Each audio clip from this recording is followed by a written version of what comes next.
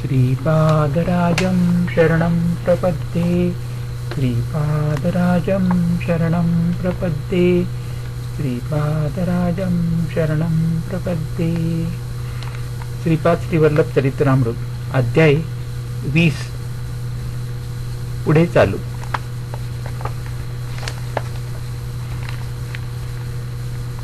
पूर्व काळात गौतम नावाचे एक महर्षी होते। त्यांची पत्नी अहल्या एक महान पतिव्रता स्त्री होती। ती विश्वशांतीसाठी कोटी कमलाने यज्ञ तिने केला होता। गौतम महर्षी आपल्या तपोबलाने घरासमोर अन्नधान्याचे पीक उगवीत असत। मानवाला आहाराशिवाय जीवन जगणे शक्य नाही।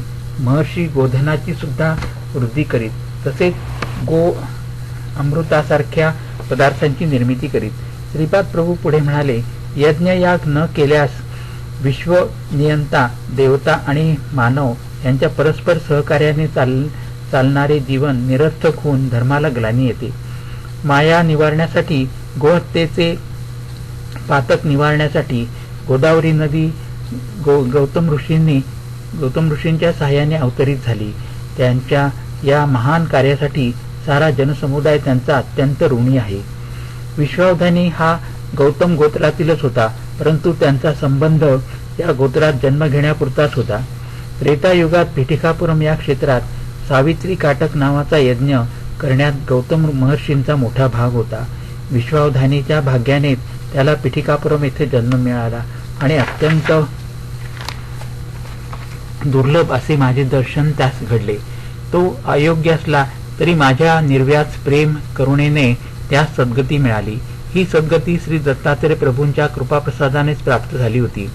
ऋणानुबंध नसेल तर कुत्रा सुद्धा जवळ येत नाही। आपणास कोणी सहाय्य मागण्यास आल्यास आपण शक्य तेवढी मदत करावी। मदत करणे शक्य नसल्यास आपल्या मधुर वाणीने आपल्या असमर्थतेची बाजू समजून सांगावी, परंतु निष्ठुर होऊ नये। जर तुम्ही कठोर वागल्यास सर्व भूतांमध्ये चैतन्य रूपाने वास करणारा मी सुद्धा तुमच्याबरोबर तसेच वर्तन करीन। तुम्ही जसे लोकांशी वागाल तसेच लोक तुमच्याशी वागतील। या संपूर्ण सृष्टीतील सत्याचे एकमेव मूल कारण मी आहे। मी सर्व सत्याचे सर्वमय परम सत्य आहे। वेदात सुद्धा असे सांगितले आहे की ज्ञानाची अंतिम सत्य ब्रह्म आहे। ज्ञानाचे अंतिम सत्य ब्रह्म आहे। श्रीपाद प्रभूंचे हे वक्तव्य ऐकून बापनाचार्यूंच्या डोळ्यातून आनंदाश्रू वाहू लागले। मोठ्या प्रेमभावाने श्रीपादांनी ते आपल्या बाल हाताने टिपले आणि म्हणाले, आजोबा, तुम्ही सर्वदा माझ्या ध्यानातच असता। तुमचा जन्म धन्य आहे। मी नरसिंह सरस्वतींच्या अवतारात अगदी तुमच्यासारखेच रूप धारण करणार आहे। हे त्रिवार सत्य आहे। बोलताना श्रीपादांनी आजोबांचा हात आपल्या हातात घेतला होता।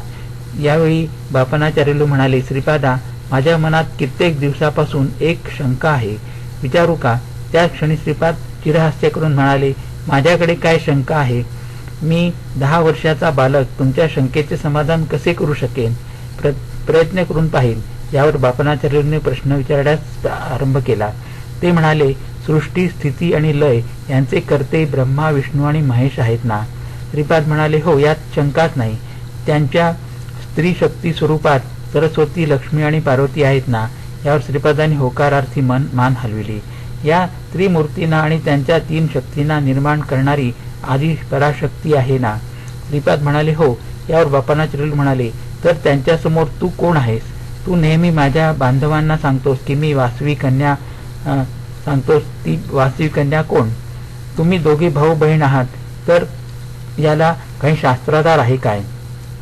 श्रीपाद सर्व देवस्वरूप, सर्व देवतांचे मूळ श्रीपाद प्रभूच। एकानंतर एक असे प्रश्न ऐकून श्रीपाद प्रभू मुग्धपणे हसले आणि म्हणाले, आजोबा, आत्ताच तुमच्या दृष्टीसमोर काट्याच्या झाडास सद्गती दिली। मी केलेल्या कामास काही शास्त्र प्रमाण आहे काय? यासाठी अशा प्रकारच्या चिकित्सेची गरज नाही। मी योगी असून सर्व योगक्रियात असतो।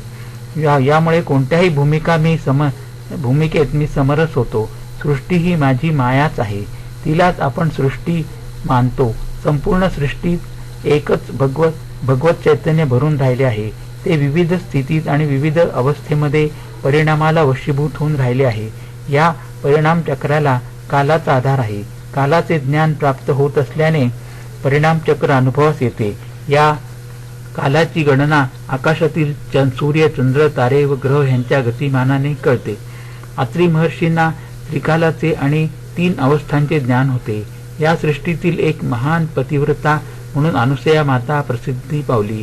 श्रीपाद प्रभू पुढे म्हणाले, मला सृष्टी, स्थिती आणि लय तसेच स्थूल, सूक्ष्म आणि कारण अशा 3 देहांबद्दल आणि भूत, भविष्य आणि वर्तमान कालाबद्दल एकाच कालात अनुभव येतो. यामुळे माझे नित्य वर्तमानच असते. घडून गेलेले, घडत असलेले आणि पुढे घडणारे हे सर्व मी एकाच काळात अनुभवतो. अशा स्थितीत त्रिमूर्ती, त्रिशक्ती माझ्यात असणे ही आश्चर्याची गोष्ट नाही. त्रिमूर्ती, त्रिशक्ती सृष्टीच्या उपपत्तीच्या अगोदर आदी पराशक्तीच्या रूपाने होत्या, ही गोष्ट खरीच आहे.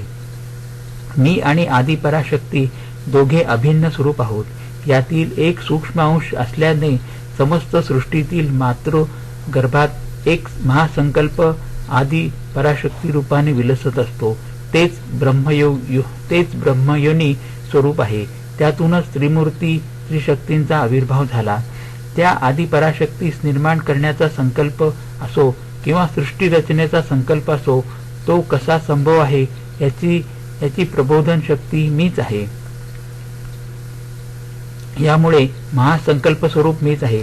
या महासंकल्प सिद्धीसाठीच आदी पराशक्तीचा आविर्भाव झाला. तसेच त्रिशक्तींचा आविर्भाव झाला. तो महासंकल्प रूपच परम गुरु स्वरूप आहे. हा अत्यंत रहस्यपूर्ण विषय आहे. या महान संकल्प स्वरूपात संकल्प मिळताच तो तत्काळ सिद्ध होतो. संकल्प होणे आणि सिद्धी पावणे हे दोन्ही एकाच वेळी घडत असते. सर्व शक्तींना एकत्र धरून ठेवणारी मूळ शक्ती मीच आहे.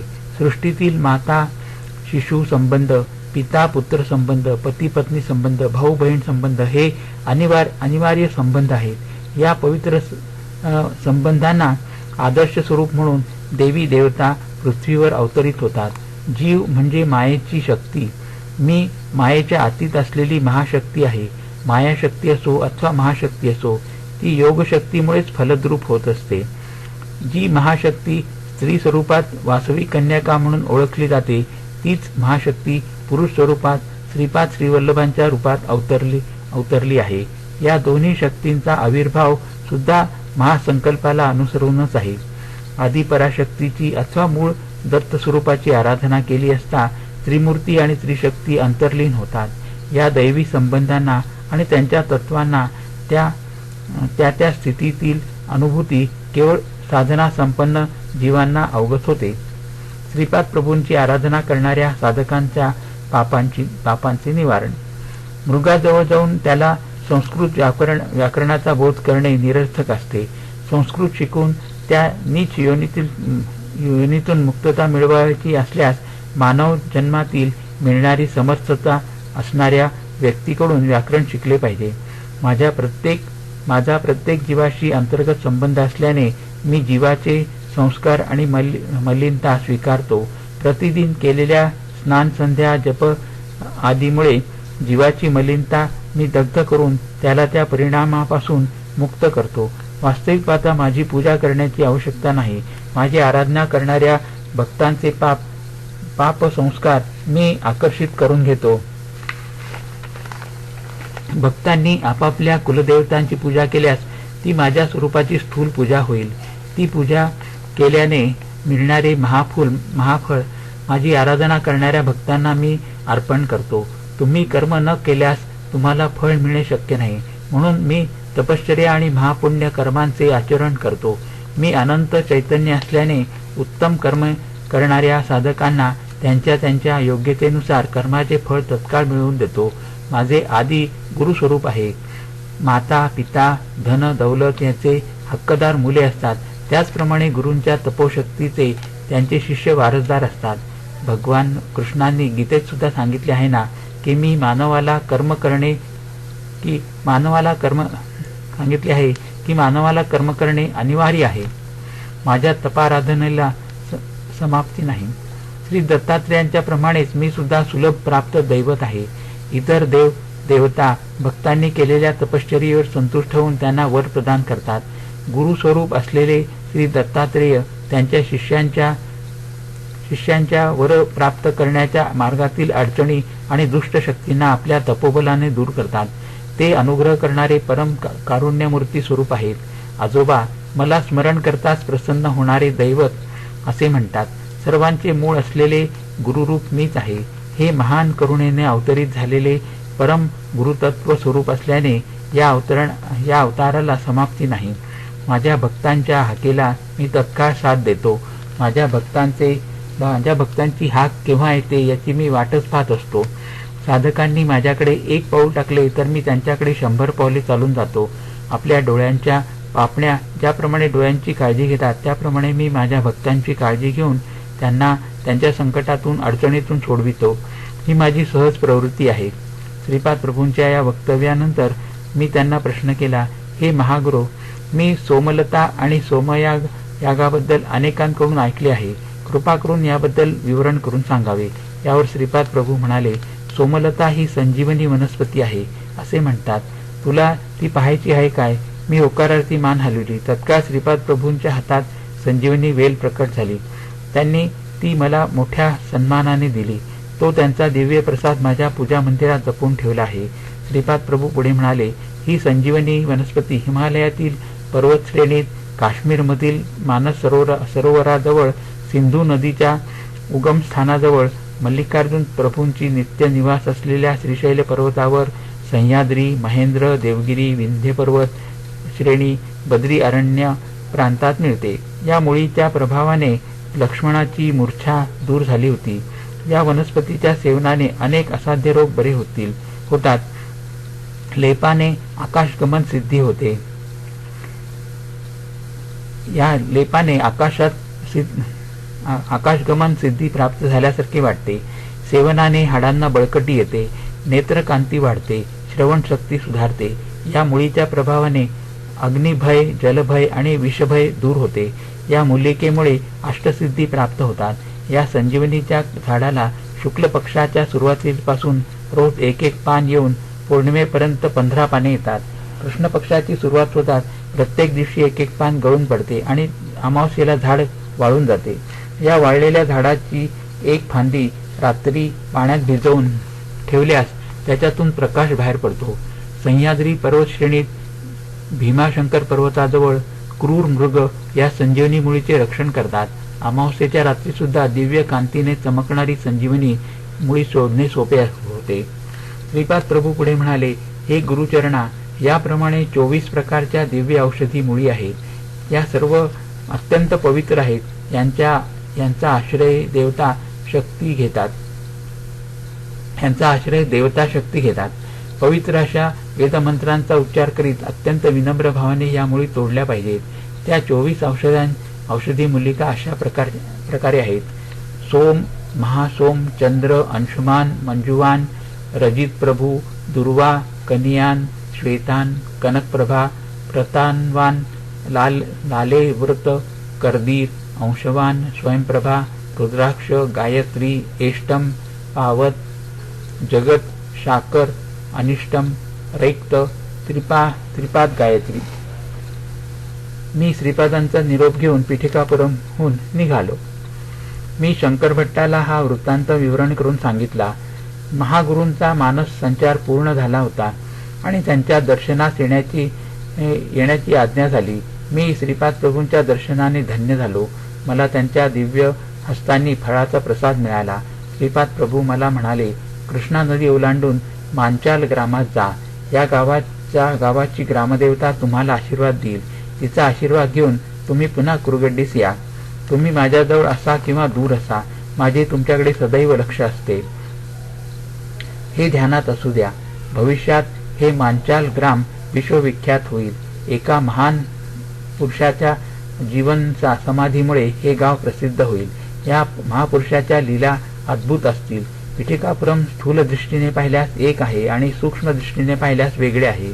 तेच सुवर्ण पीठिकापुरम ते माझ्या शरीरास वेढून तेजोवलय सुप्रतिष्ठित आहे. कोणत्याही योगातील, कोणत्याही देशातील, कोणत्याही काळातील व्यक्ती असो, माझ्या नेत्रकटाक्षाने त्याचे चैतन्य सुवर्णपीठिकापुरात सुप्रतिष्ठित होते. हा योगदृष्टी असणाऱ्या भक्तांना कळणारा विषय आहे. सुवर्णपीठिकापुरातून जीवन चैतन्याला स्थान संपादन करून घेणारे सारे भक्त धन्य आहेत. त्यांना मी जन्मजन्मांतरी सांभाळीत राहीन. पिता समान शंकरभट्टा अनेक शतसंवत्सरानंतर माझ्या अंगणात महासंस्थान उभारण्यात येणार आहे.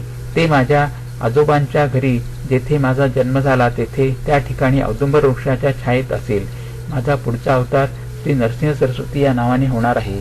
या अवताराची मूर्ती सुद्धा या महासंस्थानात स्थापित होईल. श्रीपाद प्रभू पुढे म्हणाले, हे पहा, मी तुम्हाला दिव्य दृष्टी देत आहे. असे म्हणून त्यांनी गुरुचरणांच्या आणि माझ्या भूमध्यावर दृष्टी रोखून ठेवली. ते सुंदर दृश्य पाहून आम्ही धन्य झालो. त्यांचा संकल्प अमोघ आहे. त्यांच्या लीला अद्भुत आहेत.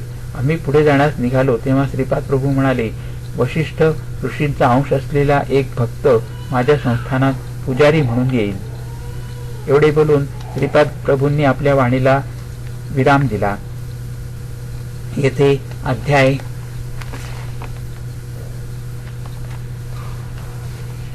20 संपन्न झाला. श्रीपादराजं शरणं प्रपद्ये. श्रीपादराजं शरणं प्रपद्ये. हरि ओम तत्सत्. हरि ओम तत्सत्. हरि ओम तत्सत्.